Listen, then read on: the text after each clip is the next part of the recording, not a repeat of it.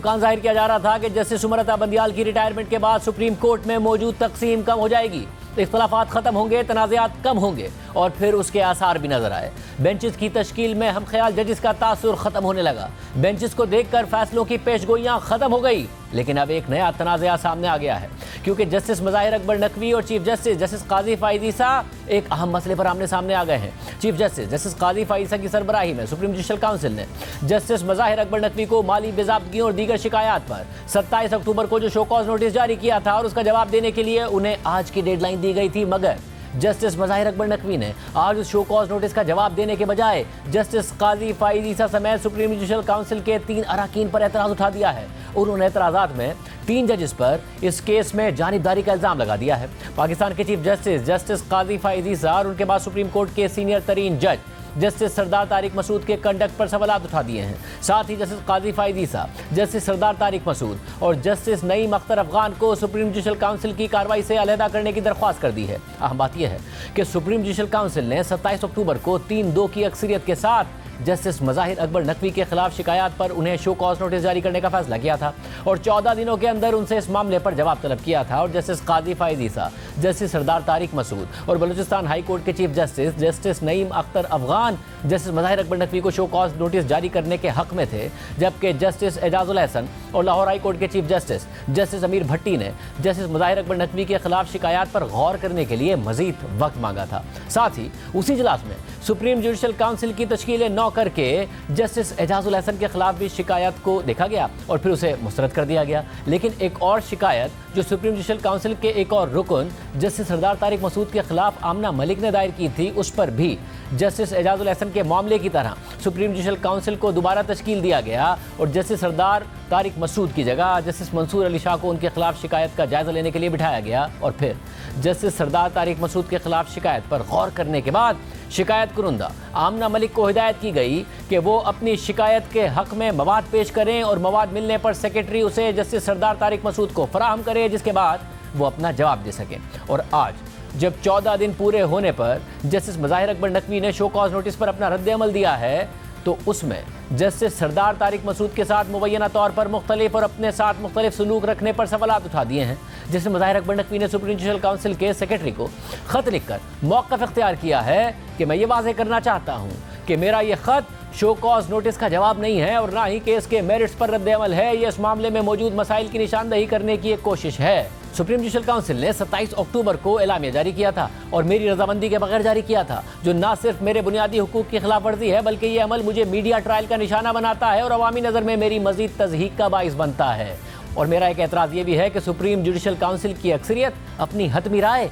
सिर्फ सदर मुमलिकत को भिजवा सकती है, जबकि किसी जज के खिलाफ सुप्रीम जुडिशल काउंसिल की कार्रवाई सिर्फ इत्तफाक राय से ही मुमकिन है। और आइन ने सुप्रीम जुडिशल काउंसिल को ऐसा कोई इख्तियार ही नहीं दिया है और ये इख्तियार जो मुबैना तौर पर सुप्रीम जुडिशल काउंसिल के प्रोसीजर ऑफ इंक्वायरी रूल्स 2005 के तहत दिया गया है, वो आइन के बरखिलाफ है। और इनके गैर आइनी होने की तस्दीक जस्टिस काजी फ़ाइज़ ईसा और जस्टिस सरदार तारिक मसूद अपने 11 अप्रैल के ख़त में खुद कर चुके हैं। इसलिए जो नुक्ता नज़र सुप्रीम जुडिशल काउंसिल के 3 अरकान ने मेरे खिलाफ अपनाया है, वो जस्टिस काजी फ़ाइज़ ईसा और जस्टिस सरदार तारिक मसूद के अवामी सतह पर इजहार शुदा नुक्ता नज़र से मुतज़ाद है और ये दोनों जजेस अब एक मुख्तलिफ नुक्ता नज़र नहीं अपना सकते। इसलिए इस शो कॉज नोटिस की कोई कानूनी हैसियत नहीं है। जस्टिस मज़ाहिर अकबर नकवी के ख़त के मुताबिक रूल्स का तकाजा यह है कि किसी जज के खिलाफ इतना मिलने के बाद काउंसिल का इजलास होगा, जिसके बाद मौसूल करदा मालूमात पर तबादला ख्याल होगा और इंक्वायरी की जाएगी। और सुप्रीम जुडिशल काउंसिल की तरफ से मजीद कार्रवाई से मुताल्लिक रूल्स वाज़े हैं कि मुतल्लिका जज को सुनवाई का मौका देते हुए अक्सरियत के साथ मजीद कार्रवाई करने का फैसला किया जाएगा।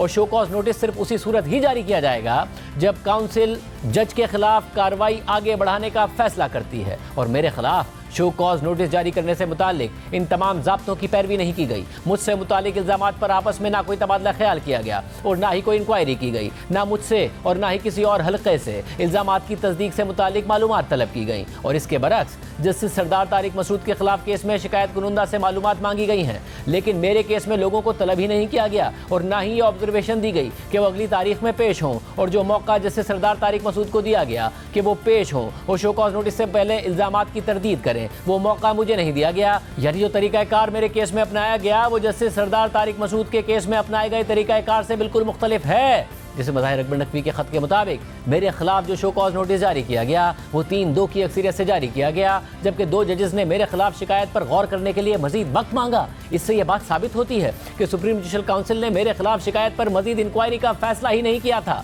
और इन बातों को मद्देनजर रखते हुए यह वाज़ेह है कि मेरे खिलाफ शिकायत का सुप्रीम जुडिशल काउंसिल की तरफ से मुनासिब तरीके से जायजा नहीं लिया गया और रूल्स के मुताबिक शो कॉज नोटिस के फैसले को काउंसिल का फैसला करार नहीं दिया जा सकता। जस्टिस एजाजुल एहसन और जस्टिस अमीर भट्टी ने कोई फैसला ही नहीं किया, जबकि दीगर जजेस ने न इन मामलात का जायजा लिया और न ही मुझे सुनवाई का मौका फराहम किया। इसलिए ये शो कॉज नोटिस आइन और रूल्स के बरखिलाफ है। जैसे मज़ाहिर अकबर नकवी के खत के मुताबिक यह बात प्रेस में रिपोर्ट हुई है कि 29 मई 2023 को उस वक्त के चीफ जस्टिस और सुप्रीम जुडिशल काउंसिल के चेयरमैन जस्टिस उमरता बंदियाल ने मेरे खिलाफ दायर होने वाली शिकायत का जायजा लेने के लिए उन्हें जस्टिस सरदार तारिक मसूद को भेजा था ताकि वो इनका जायजा लें और इसकी सच्चाई से मुताल्लिक अपनी राय का इजहार करें। और ये बात भी रिपोर्ट हुई है कि जस्टिस सरदार तारिक मसूद ने इस हवाले से अपनी राय 25 सितंबर 2023 को जमा करवाई, यानी मामला अपने पास आने के बाद 3 महीने और 27 दिन के बाद जमा करवाई। लेकिन ना ही जस्टिस उमरता बंदियाल की तरफ से शिकायत का जायजा लेने से मुताल्लिक लिखा गया खत मेरे हवाले किया गया है और ना ही जस्टिस सरदार तारिक मसूद की तरफ से जमा कराई गई उनकी राय मुझे मौसूल हुई है। सिर्फ यही नहीं, सुप्रीम जुडिशल काउंसिल के एलामिये से वाज़ेह है कि मुझे कानून के मुसावी सलूक के हक से महरूम किया गया है। जस्टिस सरदार तारिक मसूद, जो खुद भी सुप्रीम जुडिशल काउंसिल के रुकन हैं, उन्हें मजीद कार्रवाई से पहले सुनने का मौका दिया गया और उनके खिलाफ शिकायत कुरुंदा को मजीद शवाहिद पेश करने का कहा गया और सुप्रीम जुडिशल काउंसिल के सेक्रेटरी को यह हिदायत की गई कि जो भी मवाद मौसूल हो उसे जस्टिस सरदार तारिक मसूद के हवाले किया जाएगा। और ये सब कुछ जस्टिस सरदार तारिक मसूद को शो कॉज नोटिस जारी करने से पहले किया गया, जबकि मीडिया की रिपोर्ट के मुताबिक जस्टिस सरदार तारिक मसूद के खिलाफ शिकायत में माली बेज़ाब्तगी के संगीन इल्ज़ामात हैं। जैसे मज़ाहिर अकबर नकवी के खत के मुताबिक जस्टिस सरदार तारिक मसूद मेरे केस में सुप्रीम जुडिशल काउंसिल के वो मोअज़्ज़िज़ रुकन हैं जिनके खिलाफ आमना मलिक ने मिसकंडक्ट की शिकायत की है। इसलिए मेरे खिलाफ केस में काउंसिल के अक्सरियती अरकान में होते हुए जस्टिस सरदार तारिक मसूद ने मुझे वो सहूलियात फराहम नहीं की जो खुद उन्होंने एक ऐसे जज की हैसियत में हासिल की हैं जिसके खिलाफ मिसकंडक्ट का इल्ज़ाम है।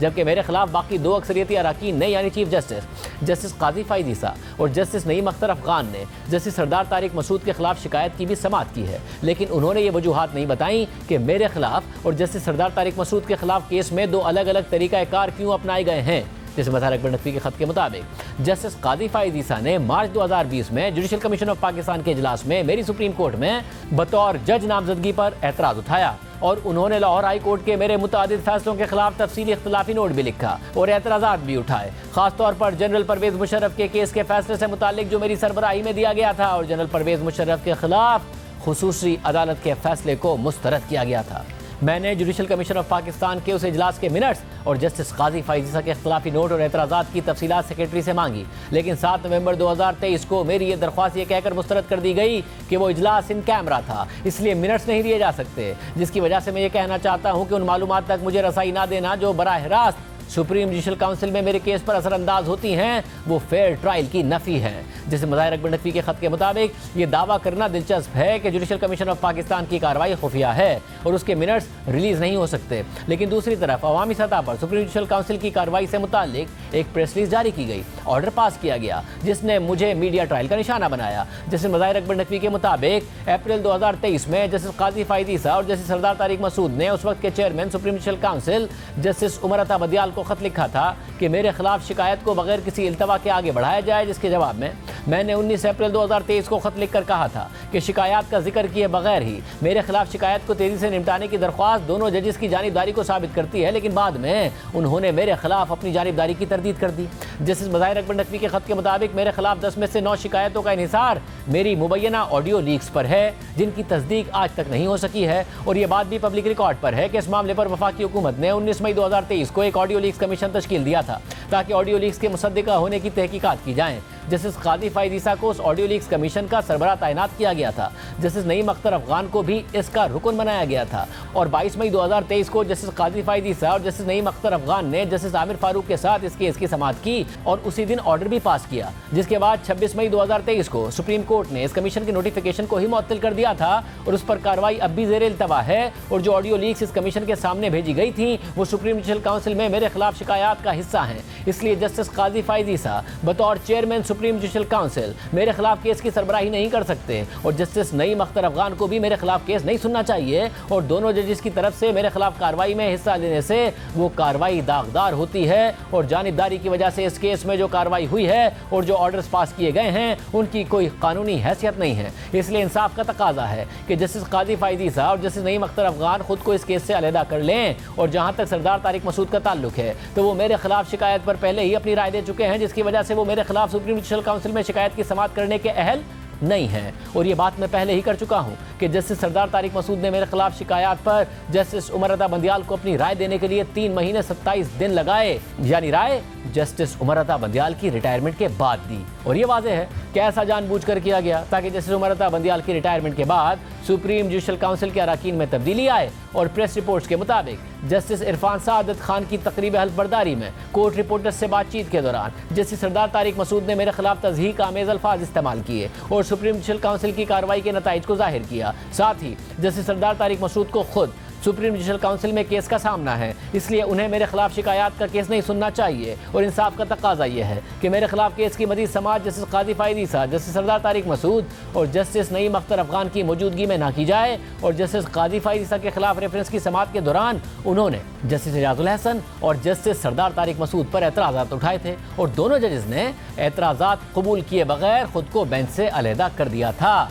जस्टिस मज़ाहिर अकबर नकवी के मुताबिक मेरे खिलाफ शिकायत बेबुनियाद हैं, उसके कोई सबूत मौजूद नहीं हैं और मवाद की अदम मौजूदगी में मैं मुनासिब जवाब देने से माजूर हूँ। कोई भी ऑर्डर पास करने से पहले मुझे तमाम मतलूबा मवाद फराहम किया जाए या इस शो कॉज नोटिस को गैर कानूनी करार दिया जाए और मैं ये कहने में हक बजानिब हूँ कि मेरे खिलाफ कार्रवाई सियासी ईमा पर हो रही है। अब ये वो तफसीली जवाब था जो जस्टिस मज़ाहिर अकबर नकवी ने अपने खिलाफ जारी होने वाले शो कॉज नोटिस पर दिया है, जिसमें जस्टिस काजी फायद ईसा और जस्टिस सरदार तारिक मसूद के कंडक्ट पर संगीन सवालात उठाए गए हैं। उनकी मुबैना जानिबदारी पर बात की गई है और उन्हें केस से अलहदा होने के लिए कहा गया है। मगर अहम बात यह है कि जस्टिस मज़ाहिर अकबर नकवी के अपने कंडक्ट पर भी संगीन सवालात उठ चुके हैं। पाकिस्तान बार काउंसिल के रेफरेंस समेत मुख्तलिफ बार्स के रेफरेंसेस जस्टिस मज़ाहिर अकबर नकवी के खिलाफ दायर हो चुके हैं, जिसमें उनकी मुबैना ऑडियो लीक समेत उनके माली मामला से मुतालिक शिकायत शामिल हैं। लेकिन गुज़िश्ता 7 महीनों से यह मामला लटका हुआ था। जस्टिस मज़ाहिर अकबर नकवी के खिलाफ तनाज़ा उस वक्त खड़ा हुआ था जब 16 फरवरी 2023 को उनसे मुतालिक 3 ऑडियो लीक्स सोशल मीडिया पर गर्दिश करने लगी। इन 3 में से 2 ऑडियो लीक साबिक वज़ीर आला पंजाब परवेज़ इलाही की अपने वकीलों के साथ थी। एक ऑडियो लीक में परवेज़ इलाही अपने प्रिंसिपल सेक्रेटरी मोहम्मद खान भट्टी का केस जस्टिस मज़ाहिर अकबर नकवी के सामने समाअत के लिए मुकर्रर करने की दरख्वास्त कर रहे थे, जबकि दूसरी ऑडियो में परवेज़ इलाही अपने वकील और सुप्रीम कोर्ट बार एसोसिएशन के सदर आबिद ज़ुबैरी को भी यही कहते सुनाई दिए कि केस जस्टिस मज़ाहिर अकबर नकवी के सामने लगाना है क्योंकि काम ठीक हो जाएगा, जिसकी हामी भरते हुए आबिद ज़ुबैरी ने कहा कि CCPO गुलाम महमूद डोगर का केस भी जस्टिस मज़ाहिर अकबर नकवी के सामने लगा हुआ है। जोजा साहब जी जी मुजाहिर अली नकवी को लुभाना जाएगा वो महा केस है। अच्छा चलो मैं आपको पैक आज वो चला जाएगा इस्लामाबाद, कह रहे थे इस्लामाबाद भेज जाएंगे आज ही, तो फिर उसके बाद वो जो प्रोसेस होगा फिर वो किसी को कोशिश कर लेंगे, कोई बिल्कुल कोशिश कर लेंगे। मुजाहिर अली अकबर नकवी, हाँ ठीक है जी, बड़ा दबांग है। हाँ नहीं है जानना तो मुजाहिर अली नकवी के पास लगवाना है। हाँ लेकिन वो फाइल वो कर दिया, इन्होंने फाइल कर दिया सर। अब फाइल कर दिया, जोजा साहब को पूछ ले, वो कर रहा मैं जोजा साहब से मालूम कर, कल भी मेरी बात हुई थी, कल तक तो तैयार नहीं हुआ था तो मैं चेक कर वो लेता काम ठीक हो जाएगा, वो तो आप जरा कर लेना। जी मैं कर लेता हूँ सर, बहुत बेहतर। बड़े किसी को बताना नहीं है, लेकिन मैं सही है, समझ गया सर। अच्छा सर एक काम और है सर, अब वो परसों जो 14 तारीख को डोगर का भी केस लगा हुआ है बेंच में दोबारा सर भी नकवी साहब हैं, तो वो गुलाम मोहम्मद डोगर जो सर CCPO का केस कर रहा था ना सर, आपका जो CCPO था वो भी लगा हुआ है सर परसों, क्योंकि देखिए आप क्यों नेचुरली हटा दिए गए, उनको तो रिप्लेस कर दिया, लेकिन केस अभी भी है सर, परसों लगा हुआ है 14 को सर। चलो मैं बात करता हूँ। अब ये CCPO गुलाम महमूद डोगर का केस वही केस है जिसकी समाअत करते हुए जस्टिस एजाजुल हसन और जस्टिस मज़ाहिर अकबर नकवी ने पंजाब में इलेक्शन के इल्तवा का मामला उठा दिया था और खुद नोटिस के लिए केस साबिक चीफ जस्टिस उमर रज़ा बंदियाल को भिजवा दिया था। हालांकि मामला पहले ही लाहौर हाई कोर्ट में ज़ेर समाअत था, जिसके बाद जस्टिस उमरता बंदियाल ने इस केस का खुद नोटिस ले लिया और इलेक्शन से मुतालिक एक ऐसे तनाज़े ने जन्म ले लिया जिससे सुप्रीम कोर्ट वाज़े तौर पर दो धड़ों में तकसीम हो गई थी। बहरहाल 16 फरवरी को जो परवेज़ इलाही की ऑडियो लीक सामने आई थी, उसमें एक ऑडियो मुबैना तौर पर जिसमें मज़ाहिर अकबर नकवी और परवेज़ इलाही के दरमियान होने वाली बातचीत की थी, जिसमें परवेज़ इलाही मुबैना तौर पर जैसे मज़ाहिर अकबर नकवी से कह रहे थे कि मैं आपके घर आ रहा हूँ और सलाम करके वापस चला जाऊँगा। वालेकुम साहब जी सलाम अलैकुम की हाल है? ठीक हो जी। मैनू बड़ा अफसोस होया कि उत्थे अपना मैं आप ही आ रहा मम्मा खान इत्थे तुहाडे कोल ही मैं आ रहा उत्थे पहुंच गए ने पहुंच गए जी जी मैं आप भी आ रहा उत्थे सब कोई गल नहीं करती कोई सारा मैं कह रहा कि नहीं नहीं मैं कोई प्रोटोकॉल इन ऑडियो लीक्स पर 16 फरवरी को ही उस वक्त के वफाकी वज़ीर दाखिला राना सनाउल्लाह ने प्रेस कॉन्फ्रेंस की और कहा था कि परवेज़ इलाही के खिलाफ मुकदमा दर्ज करना चाहिए, गिरफ्तारी होनी चाहिए और अगर ये बात इससे आगे बढ़ती है तो ये मामला चीफ जस्टिस ऑफ पाकिस्तान या जुडिशल काउंसिल को भेजा जाएगा। मगर ऑडियो लीक्स के एक किरदार आबिद ज़ुबैरी ने उन्हें जाली करार दिया और अपनी वजाहत दी, जबकि दूसरी जानिब इस ऑडियो के मरकज़ी किरदार परवेज़ इलाही ने ऑडियो की तरदीद किए बगैर ये कहा था कि ऑडियो में कोई गलत बात नहीं की गई है। मोहम्मद खान भट्टी केस पर वकील से गुफ्तगू को टेप करके गलत रंग दिया गया है। मोहम्मद खान भट्टी 10 दिन से लापता है। मोहम्मद खान भट्टी की अहलिया ने सुप्रीम कोर्ट में अपील की है। नून लीग की क़यादत अदलिया के इदारे के खिलाफ मुनज़्ज़म मुहिम चला रही है, यानी वजाहतें दी गई, लेकिन यह तनाज़ा मज़ीद ज़ोर पकड़ता गया। 23 फरवरी को जस्टिस मज़ाहिर अकबर नकवी के खिलाफ पहला रेफरेंस मियाँ दाऊद एडवोकेट ने दायर किया, लेकिन रेफरेंस दायर होने से एक दिन पहले जस्टिस उमरता बंदियाल ने जस्टिस मज़ाहिर अकबर नकवी और जस्टिस एजाजुल एहसन की शिकायत पर पंजाब में इलेक्शन के इल्तवा के मामले पर जो बेंच बनाया था, उसमें जस्टिस एजाजुल एहसन और जस्टिस मज़ाहिर अकबर नकवी दोनों को ही शामिल कर लिया था, जिस पर नून लीग पीपल्स पार्टी और जमीयत उलमा इस्लाम ने अपने अपने तहफ़्फ़ुज़ात का इज़हार किया था। फिर 31 मार्च को चीफ जस्टिस ने एक केस की समाअत करते हुए, चीफ जस्टिस उमरता बंदियाल ने केस की समाअत करते हुए जस्टिस मज़ाहिर अकबर नकवी का दिफा किया और रिमार्क्स दिए थे कि जस्टिस मज़ाहिर अकबर नकवी को बेंच में शामिल करना खामोश पैगाम देना था। मेरे जजेस के बारे में बात करेंगे तो फिर मेरा सामना करना पड़ेगा, मेरा भी दिल है, मेरे भी जज्बात हैं, टैक्स का मामला है तो मुतल्लिक अफसर को कहें ट्रेस करें, टैक्स मामले पर कैसे जज का ट्रायल करें। यानी मुख्तलिफ शिकायत के बावजूद जस्टिस उमरता बंदियाल जस्टिस मज़ाहिर अकबर नकवी का दिफा करते रहे, लेकिन 27 अक्टूबर को जस्टिस काजी फाइज़ा की सरबराही में उन्हें शो कॉज नोटिस जारी कर दिया गया और इस शो कॉज नोटिस पर आज जैसे मज़ाहिर अकबर नकवी ने जस्टिस काजी फाइज़ा जैसे सरदार तारिक मसूद के कंडक्ट पर सवालात उठाए हैं, उनकी मुबैना जानिबदारी पर सवालात उठाए हैं और जस्टिस नईम अख्तर अफगान समेत तीनों जजेस से केस से अलहदा होने का मुतालबा कर दिया है।